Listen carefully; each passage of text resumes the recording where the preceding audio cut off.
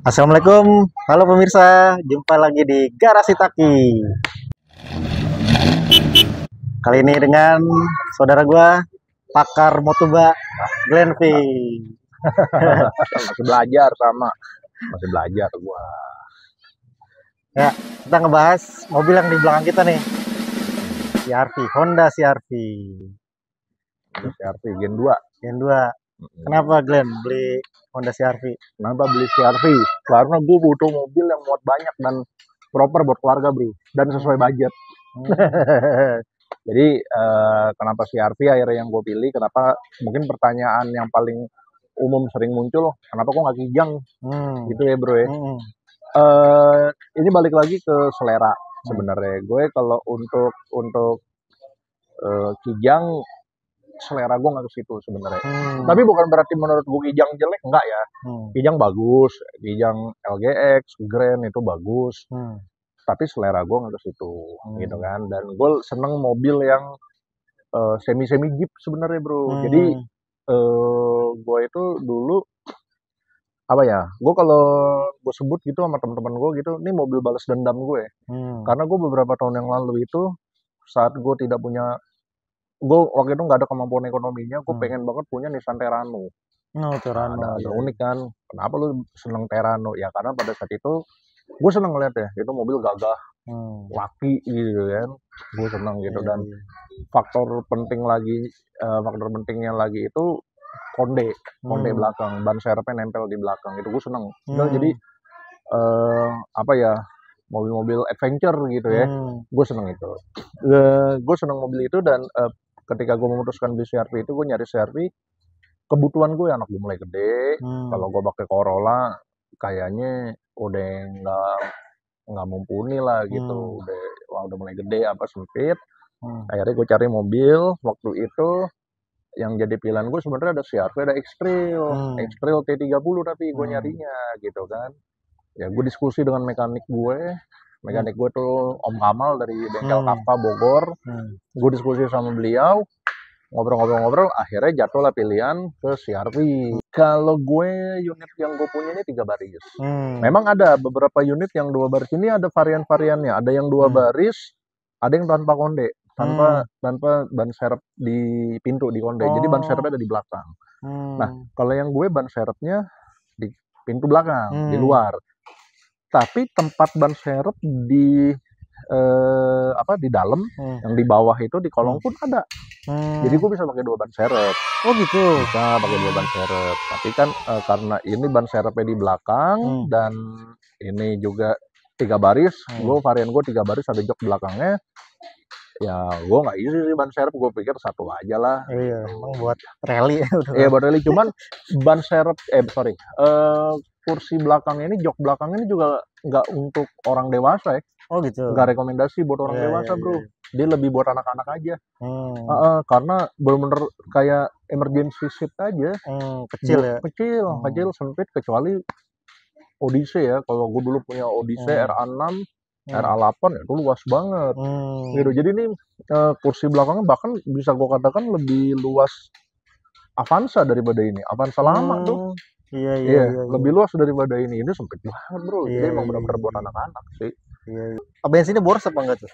Bensinnya boros atau enggak? Ya namanya mobil gede, 2000 cc, bodinya gede kan, tenaganya gede, ya bensin pasti lebih boros daripada apa nih, Corolla misalnya gitu. Kalau kita bandinginnya sama mobil-mobil yang seusianya, yang sekalah sama dia misalnya. Kijang lah, Kijang. Oh, sama Kijang, barusan Kijang. Barusan Kijang masih. Ya, barusan Kijang. Kalau sama X-Trail T30 mirip-mirip ya. Mirip-mirip ya. Tapi ini kan gue kebetulan kan gue yang varian 2000 cc, bro.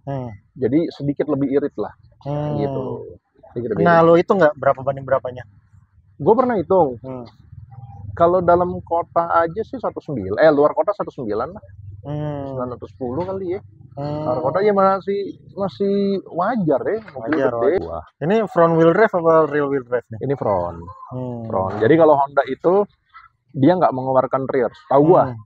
Setahu gue dari semua jenis mobilnya dia nggak ada yang rear, kecuali dia cuma mengeluarkan rear, dia hanya mengeluarkan front atau AWD. Tapi AWD-nya ada nih. versi AWD-nya ada, yang versi Hmm. Australia-nya dia AWD. Tapi di Indonesia nggak jual. Indonesia jual, ada beberapa yang punya, cuman CBU ya, waktu itu mereka belinya CBU. Ada kok, gue juga pernah ada apa namanya, yang pakai ini gue kenal orangnya, dia pakai CR-V Gen 2 AWD, itu ada sunroof-nya bro. Kalau yang AWD Australia. Oh. Jadi AWD itu CR-V AWD itu yang gue tahu ada di Gen 1, Gen 2, Gen 3 ada nggak ya? Nah, gue kurang paham deh. Coba di teman-teman yang mungkin ada pengalaman Gen 3 mungkin ada kali ya. Gen 3 yang kura-kura ya. Kura-kura. Gen 1 kan dia juga Konde juga tuh. Kenapa nggak Gen 1 tuh? Mahal. Lebih mahal. Kan yang bener. Gue waktu itu ditawarin, Bukannya lebih mudah ini ya, harusnya. nggak bro, itu makanya ya kalau kita ngomongin Motuba nih bro ya. Misalnya kalau kita balik ke Motuba secara umum deh, contoh mobil kita deh, gue punya Corolla Twin Cam sama lu Soluna. Kalau tahunnya kondisinya sama-sama bagus, sama-sama modif, gue rasa kayaknya lebih mahal Twin Cam karena segmennya deh ke hobi, kan gitu. Nah, begitu juga di CR-V Gen 2 sama Gen 1. Lebih mahal Gen 1. Kenapa? Kalau yang sejauh yang gue lihat ya, harganya lebih mahal, apalagi kalau Gen 1-nya udah AWD. Kan udah AWD dia kalau yang Gen 1 ada tuh di Indonesia tuh AWD. Ada AWD-nya ada. Apalagi Gen 1 AWD-nya enak banget. Nah, kalau Gen 1 AWD gue pernah lihat di marketplace itu bisa sampai 130. Ada yang sampai 170 gue pernah lihat kok. Pernah lihat. Jadi tergantung itunya ya, tergantung kondisi ya. Lagi-lagi kalau kita ngomongin Motuba atau mobil bekas tuh tergantung kondisi. Lalu kenapa gue nggak pilih Gen 1? Gue sebenarnya mobil ini kan gue direferensin tadi, yang gue bilang gue direferensin sama mekanik gue. Mekanik gue ini bilang ini punya temannya dia. Nah, temannya mekanik gue ini juga punya Gen 1 sebenarnya. Punya Gen 1 barangnya bagus banget, udah semi off-road juga, bagus lah, lebih terawat gitu. Gue ngeliatnya juga, lebih segar. Harganya nggak masuk, tapi waktu itu satu harganya nggak masuk. Yang kedua, gue mikir harga jauh bro, selisihnya bisa hampir 30-an nih kalau nggak salah ya waktu itu ya. Ini berapa lu angkat waktu itu? Gue boleh tahu. 58. Yang Gen 1 dia Gen 1 79. Taruh 80 deh. 60 kalau ya 20 lah ya, 20-an lah. Pakai Pertalite aman gak tuh, Glenn? Aman, gue pakai Pertalite. Aman ya. Karena gini bro, sebenarnya kalau bicara bensin itu kan kebutuhannya itu kan tergantung kompresi mesin bro. Kalau kompresinya tekanannya tinggi ya, kompresinya tinggi, ya memang lu butuh oktan yang tinggi. Tapi kalau kompresinya rendah, lu nggak perlu yang tinggi-tinggi. Itu yang gue tahu dari gue ngobrol dengan montir-montir gue gitu ya, dengan beberapa montir gue gitu. Dan mobil ini kan tahun 2003, berarti sekarang katakan udah 21 tahun. Itu kompresinya udah makin rendah. Gitu. Dan pada peruntukannya pun di tahun 2003 tuh Pertamax udah ada sih. Pertamax Premix udah ada. dulu, Dulu ada Premix, cuma kan Premix itu kan Premix. Ini kan dulu misalnya dia harusnya pakai Premix, ya kan, standarnya Premix. Premix itu dulu ronde 90 bro. Sekarang gitu. Pertalite itu tuh penyempurnanya dari Premix. Premix itu ada bahannya yang ada salah satu yang gue tahu ya, di dalam bahannya itu yang nggak boleh lah, dilarang sama pemerintah pada saat itu. Penyempurnaannya sekarang jadi Pertalite. Ron 90. Ya udah akhirnya gue pakai Pertalite sih aman. Aman kok, nggak ada masalah. Soalnya yang baru-baru kan CR-V kalau si Pertalite ya batuk-batuk deh. Kalau bicara mobil baru kan kompresinya masih tinggi-tinggi bro. Apalagi kalau cc-nya gede sampai 2000, 2400 gitu kan. Ya wajar-wajar aja kalau mereka minimal pakainya pertama tahun 92 gitu. Nah kalau underdeal nih Glenn. Underdeal. Honda gimana nih? Honda CR-V nih. Ya kalau Honda di atas Toyota sih pasti harganya. Cuman kalau bicara ketersediaan mah banyak. Banyak. Ada persamaannya nggak nih mesinnya sama apa, kaki-kakinya sama apa gitu? CR-V ya. Yang gue tahu nih mesinnya sama itu. Ini kan mesinnya K-Series ya. K-Series itu kan mesin legendnya Honda nih. Banyak dipakai juga di mobil Honda. Dan kalau K-Series ini CR-V Gen 2, CR-V Gen 3 tuh masih bakal K-Series. Ada K20, ada K24 yang gue tahu. Ini sejauh yang gue tahu aja ya. K20, K24.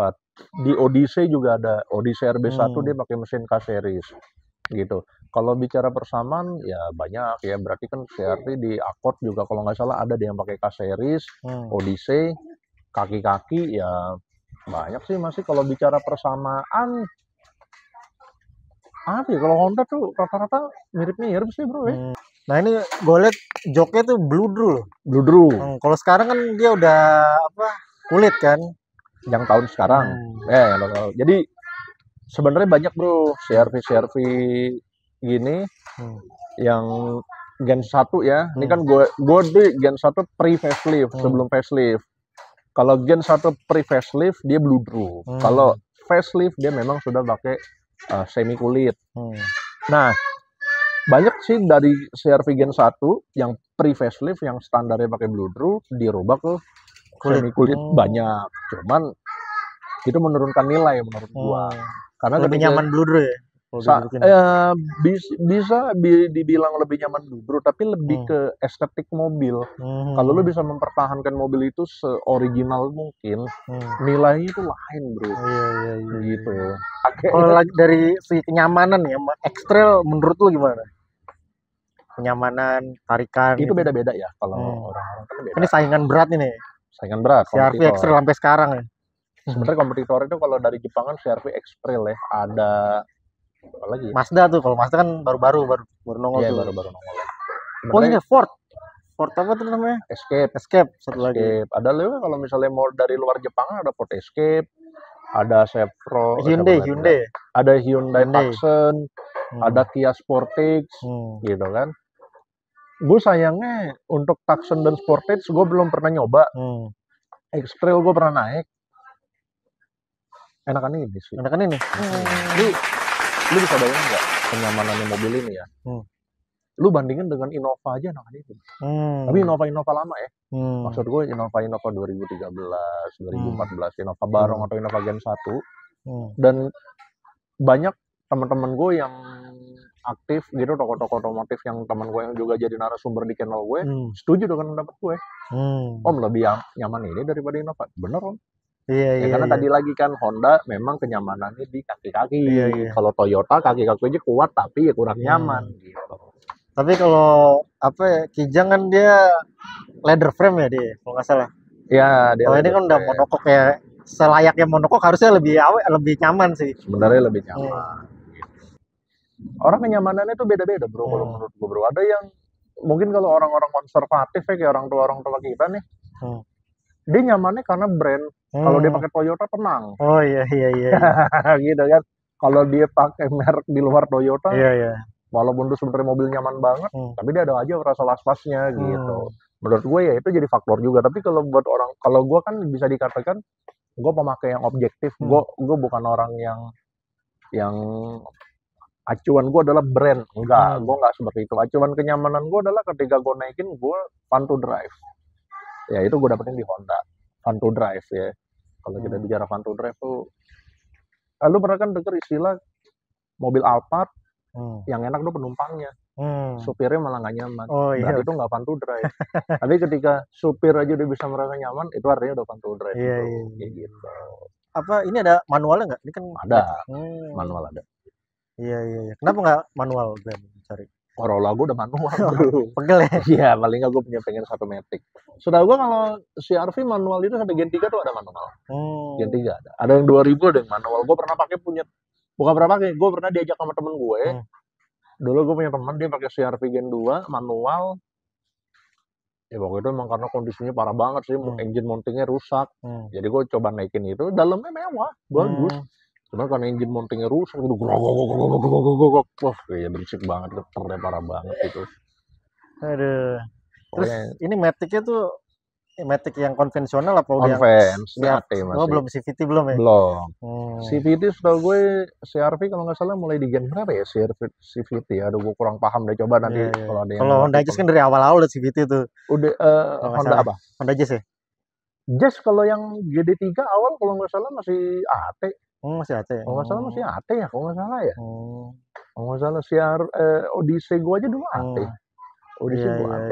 Di Odyssey RB1 juga ada yang AT, ada yang CVT kayaknya deh kalau nggak salah. Gue juga kurang ngikutin banget sih kalau soal itu ya. Soalnya ada tuh di channel YouTube sebelah katanya kalau beli Honda hati-hati CVT-nya gampang rusak, kalau rusak mahal gitu. Itu sebenarnya balik lagi ke perawatan itu.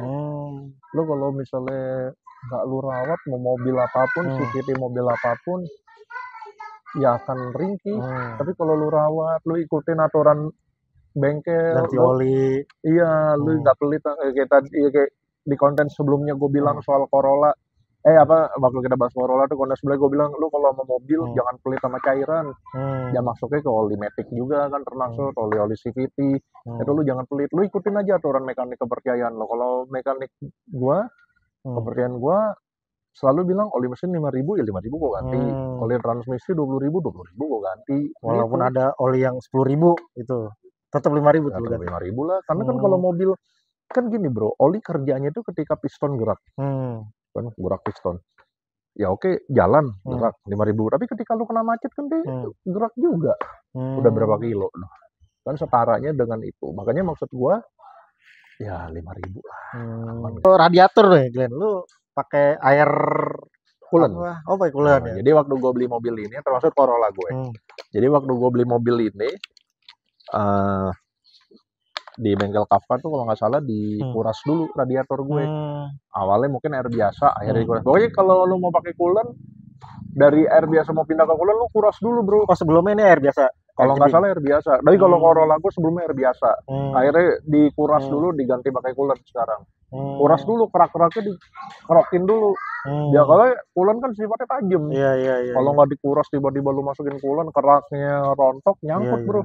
Wah bisa overheat mobil lo. Apalagi mobil-mobil keluaran baru ya kan, kasih air pump langsung jebol tuh mesin katanya itu. Harus udah coolant yang mahal lagi. Enggak juga sih sebenarnya. Kalau menurut gue kayak gitu-gitu tuh bisa-bisanya marketing aja. Oh gitu. Menurut gue ya, sebenarnya kalau kita bicara logikanya mesin ya, pengembangannya sejauh apa sih? Maksud gue gitu loh. Kayak, walaupun mobil baru tuh. Walaupun mobil baru. Misalnya kayak lo punya mobil tahun 72 deh, Corolla Corvette. Tahun 72, 73. Lu pakai air ledeng. Twin cam pakai ledeng juga bisa. Twin cam tahun 91. 72 ke 91. Atau misalnya 72 ke 91 tuh udah berapa ya? 19 tahun beda usianya. Tapi bisa lo pakai ledeng. Twin cam bisa ledeng, Corvette bisa ledeng. Ya gue gak ngerti ya, tapi menurut gue tuh kadang-kadang bisa-bisa marketing. Wah, jangan pakai air ledeng, jebol apa.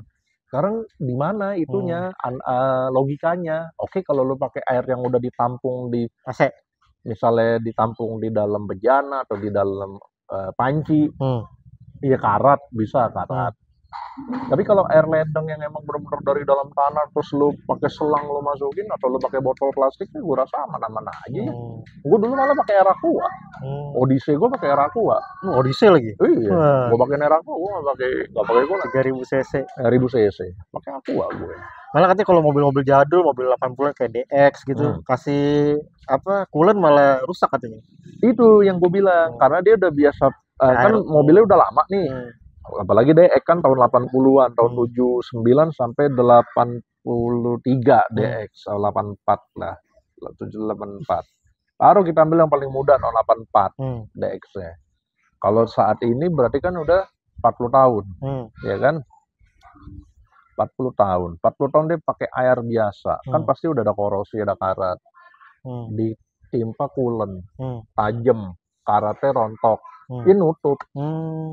Itu yang bikin akhirnya jangan lu pakai coolant DX jebol mesin lu overheat karena rontok, kecuali lu kuras dulu. Lebih bagus lagi lu ganti sistem radiatornya dari nol, lu pakai coolant aman.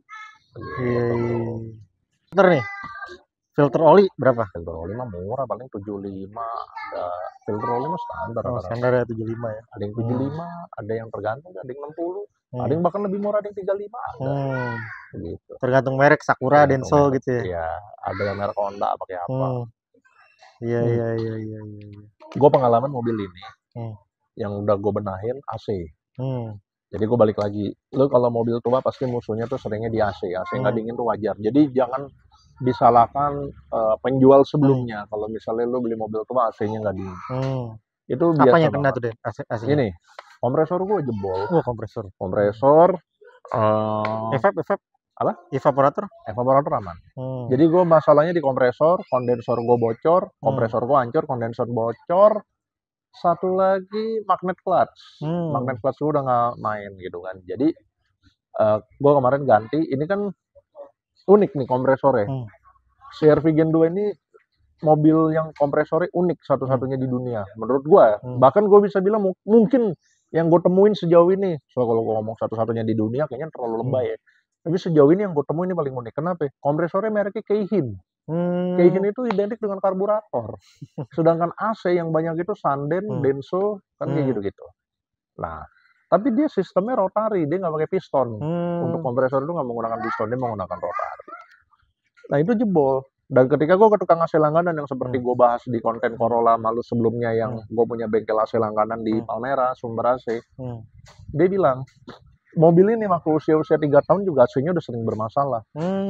Emang itu mobil AC-nya jelek, gitu, bermasalah. Nah, dia juga agak kaget ketika ini mobil masih pakai kompresor bawaannya. Berarti lumayan awet karena dulu 3 tahun paling lama 5 tahun tuh udah pada jebol. Dia nggak ada substitusinya ya kayak apa? Ini gue substitusi akhirnya. Nah kebanyakan orang nggak substitusi pakai kompresor Stream, Honda Stream. Montir AC gue dia pakai CR-V Gen 3 bro, mereknya Sanden. Kenapa? Karena sama-sama rotari. Kalau rotari geraknya lebih enteng daripada piston. Nah Stream itu pakai piston. Akhirnya dia pakai Gen 3 cuman ngerubah jalur selang. Ada yang dirubah jalur selang, gue ganti kondensor. Sekarang alhamdulillah dingin banget bro AC-nya bro. Satu dingin, kedua bensin gue pengaruh sedikit lebih irit. Ada pengaruhnya. Oh, AC sama bensin ngaruh ya? Oh ngaruh dong. Kan AC itu kan yang ngegerakin puli AC itu kan dari mesin. Dia pakai fan belt. Kalau rusak dia berat ya? Iya. Gua pas AC gue berat, pas rusak itu ngorok kan. AC gue ngorok berat, bensin gue boros. Nah ini sekarang alhamdulillah kayaknya udah balik ke normal gitu. Enak sih waktu gue udah ganti AC ya. Nah itu gue juga gantinya nggak mahal loh. Makanya lu ke Sumber AC. Habis berapa kemarin? 4 juta pas. Udah pakai kompresor copotan Singapura ya, punya Gen 2, punya Gen 3, kondensor baru, selang, ngerubah jalur selang. Sama ongkos, sama isi kompresor, kuras AC, isi olinya. Itu total 4 juta.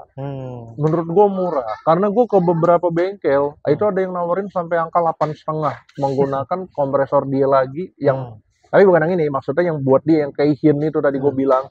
Ada yang ngerubah ke pakai Stream. Itu di kisaran 8,5 juta, 8 juta, ada yang 7 juta sekian. Wah, gue bilang mahal banget. Nah, lu ke Sumber AC deh, udah murah. Dan itu garansi 1 tahun, bro. Garansi 1 tahun. Kalau ini bener nggak sih Glenn? Katanya kalau merawat AC mobil tuh 6 bulan sekali tuh harus dicuci AC-nya. Itu bener nggak sih? Per 6 bulan. Bener aja sih, itu logis sih menurut gue. Karena kan AC kayak AC rumah ya? Ya, kayak AC rumah kan. Lu pakai apa kotor gitu kan, ya logis sih lu benerin. Iya. Gue kira itu akal-akalan tukang bengkel aja tuh. Enggak juga, tergantung dari lu makainya juga sih. Dan lu pakai di mana. Kalau kayak Jakarta nih lagi panas nih, kayak di sini kita di Bekasi. Lagi panas. Otomatis kan debu yang kesedot akan makin banyak. Ya ada baiknya lu. Idealnya lu servis 6 bulan nggak apa-apa. 6 bulan nggak apa-apa. Iya. Lu nggak ada keinginan modif apa kan udah bannya udah ban tahu nih. Ban tahu, Lu kasih roof rack gitu, tenda lah. Nggak demen gue. lampu yang waduh. Gue nggak demen. Gue kan ke depannya kalau gue ada rezeki lebih ya gue mau body repair aja sih karena nih itu kayak di fender belakang gue ada penyok. Gue mau body repair yang hitam-hitamnya nih, body hitam bawah nih apa kayak apa sih namanya yang di bawah list bodinya gini lah, yang di bawah itu hitam-hitam, yang belakang tuh banyak yang udah growak ya, namanya mobil tua lah bro. Makanya tadi gue bilang gue mendingan mobil yang mesinnya sehat dan interiornya masih bagus daripada eksteriornya bagus tapi interiornya hancur, mesinnya hancur. Nggak ini, gue mendingan yang hancur eksterior gue. Soalnya juga nggak hancur banget kan. Di copotan masih banyak nih. Masih banyak. Nah, jadi ini juga yang gue mau sampein ya bro, ke teman-teman nih. Kalau misalnya lo mau main motoba, mau beli motoba apapun itu, peruntukannya lo buat hobi ataupun buat lo pakai sehari-hari, ada baiknya lo ikut masuk ke dalam suatu wadah komunitas. Komunitas itu sekarang nggak mesti lo dateng kopi darat, enggak kok. Lu masuk aja ke grup di Facebook. Banyak kok di situ. Jadi grup WhatsApp. Kalau WhatsApp mungkin lebih khusus ya. Mungkin untuk lebih yang udah pada kopi darat tuh kita bikin grup WhatsApp.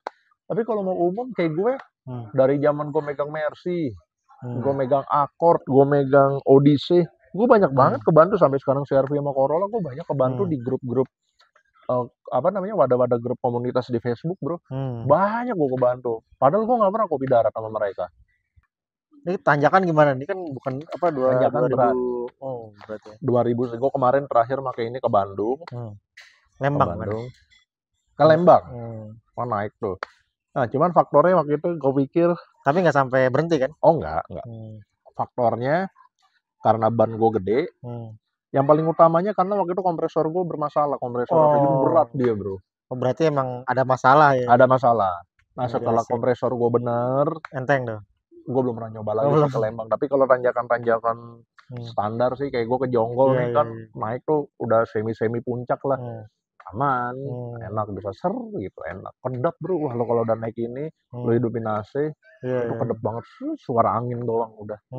Gitu, enak kok mobilnya. Gue nggak tahu juga ya, apakah katanya Honda sekarang tuh apa platnya tuh berisik gitu, kurang kedap gitu. Kurang kedap ya. Gue belum nyoba sih yang baru-baru. Gue juga belum pernah nyoba ya. Cuman tergantung sih Honda apa dulu nih. Mungkin kalau level-level LCGC-nya kayak Brio Satya mungkin kali ya. Karena kan dia kan menekan harga supaya harganya nggak terlalu mahal. Gitu. Mungkin ya. Gue juga nggak paham sih kalau itu. Kalau kelemahannya nih, apa aja nih kelemahan mobil ini? Kaki-kaki. Oh. Udah ada yang bunyi nih? Enggak. Di sebelah kiri kayaknya teret deh. Lutuk. Tapi sebenarnya gini loh, balik lagi kaki-kaki itu gue pernah ngobrol sama montir gue, sama mekanik gue pernah ngobrol. Kalau yang nggak parah-parah banget tuh paling efeknya cuma bikin berisik bro, nggak nyaman. Tapi nggak sampai bikin ban lu lepas atau ban lu berhenti gitu. Apa ngunci enggak? Sorry. Nggak sampai bikin kayak gitu. Maksud gue ya paling cuman bunyi glutek. Udahlah gue pikir mobil tua kalau nggak ada bunyinya nggak seru gue. Ini power steeringnya udah elektrik apa masih pakai ini apa oli, masih pakai pelumas. Iya. Pelumas power steering. Enak, power steeringnya juga nggak berat, enteng, enak kok. Oke, begitu aja. Ada pesan-pesan kan nih untuk orang-orang yang mau beli CR-V Gen 2. Beli aja. Aman, spare partnya aman, mobilnya enak, apa namanya, dipakainya juga nyaman, bahkan menurut gue dan disetujui sama toko-toko otomotif yang gue kenal ya, lebih nyaman dari Innova lama ya, tapi jangan, kalau main Innova Zenix gue nggak tahu deh, tapi kalau main Innova lama lebih nyaman, gitu kan. Spare partnya ya so-so lah, nggak mahal juga, tapi dibilang murah-murah banget ya juga enggak, masih banyak KW-KW-nya. Gitu. Ada niat mau jual nggak nih Glenn? Kalau ada yang nawar gitu? Sejauh ini sih belum. Tapi kalau ada yang nawar, mungkin gue harganya harga mati, harga net. Tapi kalau niat jual sih nggak ada ya. Niat pakai ya? Niat pakai nggak. Tapi kalau misalnya tiba-tiba ada orang yang nafsu, kalau ada yang cocok ya, bang pego, ya gue lepas pasti. Kalau nggak lepas ya guanya nggak smart dong gue berarti. Gitu. Cuman kalau untuk gue pasarin sih nggak. Kalau gue pasarin nggak. Cuman kadang-kadang ada aja saudara gue misalnya waktu pas kumpul-kumpul acara kayak ada yang dijual berapa nih? Kalau bicara berapa ini gue nggak bisa jawab deh, lo berani bayarin berapa udah gitu aja. Kalau mau coba dengerin dari lo gitu.